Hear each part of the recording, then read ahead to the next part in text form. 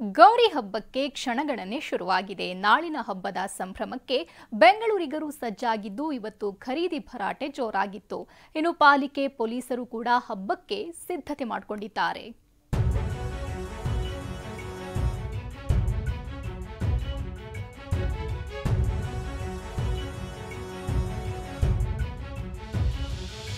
ನಾಳೆ ಗೌರಿ ಹಬ್ಬ, ನಾಡಿದ್ದು ಗಣೇಶ ಹಬ್ಬ. ಭಾದ್ರಪದ ಮಾಸದ ಮೊದಲ ಹಬ್ಬಕ್ಕೆ ಸಿಟಿಯಲ್ಲಿ ತಯಾರಿ ಜೋರಾಗಿದೆ.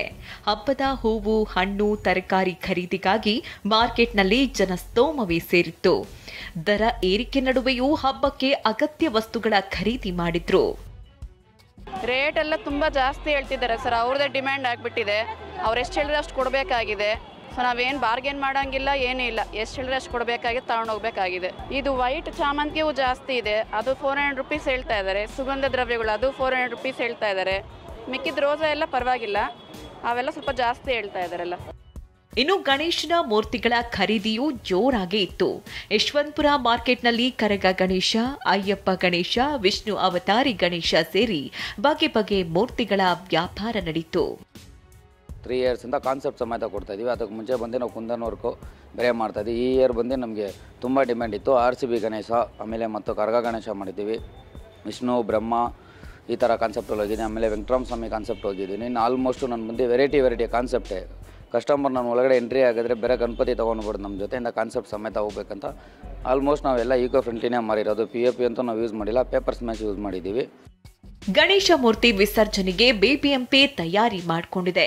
ಯಡಿಯೂರು ಕೆರೆ ಸ್ವಚ್ಛಗೊಳಿಸಿ ನೀರು ತುಂಬಿಸಲಾಗ್ತಾ ಇದೆ. ಇನ್ನು ಬೆಂಗಳೂರಿನ 41 ಕೆರೆಗಳಲ್ಲಿ ಮೂರ್ತಿ ವಿಸರ್ಜನೆಗೆ ಅವಕಾಶ ನೀಡಿದ್ದು 489 ಸಂಚಾರಿ ಟ್ಯಾಂಕ್ ನಿಯೋಜಿಸಲಾಗುತ್ತೆ. POP ಮೂರ್ತಿಗಳಿಗೆ ನಿಷೇಧ ಹೇರಿದ್ದು ಮೂರ್ತಿ ಪ್ರತಿಷ್ಠಾಪನೆಗೆ 75 ಏಕಗವಾಕ್ಷಿ ಕೇಂದ್ರ ಸ್ಥಾಪಿಸಲಾಗಿದೆ. ಗಣೇಶನ ಹಬ್ಬದಲ್ಲಿ ಡಿಜೆಗೆ ನಿರ್ಬಂಧ. ನಾಡಿದ್ದು ಗಣೇಶನ ಹಬ್ಬ, ಹಾಗೆ ಸೆಪ್ಟೆಂಬರ್ 5ರಂದು ಈದ್ ಮಿಲಾದ್ ಇದೆ. ಹೀಗಾಗಿ ನಗರದ ಎಲ್ಲಾ ವಿಭಾಗದ DCP, ACP, ಜಂಟಿ ಪೊಲೀಸ್ ಆಯುಕ್ತರ ಜೊತೆ ಪೊಲೀಸ್ ಆಯುಕ್ತರು ಸಭೆ ನಡೆಸಿದ್ರು. ನಿಗದಿತ ರಸ್ತೆಗಳಲ್ಲಿ ಮೆರವಣಿಗೆ ನಡೀಬೇಕು, ದಾರಿಗಳಲ್ಲಿ CCTV ಅಳವಡಿಸಬೇಕು, ಮೆರವಣಿಗೆ ವೇಳೆ ಕೋಮು ಭಾವನೆ ಪ್ರಚೋದಿಸುವ ಘೋಷಣೆ ಕೂಗಬಾರದು, ಸೋಷಿಯಲ್ ಮೀಡಿಯಾದಲ್ಲೂ ಪ್ರಚೋದನೆ ಮಾಡಿದ್ರೆ ಕ್ರಮದ ಎಚ್ಚರಿಕೆ ನೀಡಿದ್ರು. ಇನ್ನು ಡಿಜೆಗೆ ಅವಕಾಶವಿಲ್ಲ, ಡಿಜೆ ಹಾಕಿದ್ರೆ ಕ್ರಮ ಕೈಗೊಳ್ಳಲಾಗುತ್ತೆ ಎಂದಿದ್ದಾರೆ. ಇಲ್ಲಿ ಹಬ್ಬ ಸ್ಟಾರ್ಟ್ ಆಗ್ತಾ ಇದೆ ಮತ್ತು ದೊಡ್ಡ ಪ್ರೊಸೆಷನ್ಸ್ ಕೂಡ ಇದೆ. ಸೊ ನಮ್ಮ law and order officers, traffic officers ಎಲ್ಲರೂ ಮೀಟಿಂಗ್ ಮಾಡಿ ಅವ್ರವ್ರ ಸ್ಕೀಮ್ ಯಾವ ರೀತಿ ಅವ್ರ ಪ್ರಿಪರೇಷನ್ಸ್ ಮಾಡ್ಕೊಂಡಿದ್ದಾರೆ ಅವರು. ಸೊ ಎಲ್ಲ ರೀತಿಯಿಂದ ಸಿದ್ಧತೆ ನಾವು ಮಾಡ್ತಾ ಇದ್ದೀವಿ. ಒಂದು ಒಳ್ಳೆಯ ವಾತಾವರಣದಿಂದ ಹಬ್ಬ ಆಚರಿಸಬೇಕು ಎಲ್ಲರೂ. ವಿಕಾಸ್ ಜೊತೆ ಶಾಂತಮೂರ್ತಿ, TV9 ಬೆಂಗಳೂರು.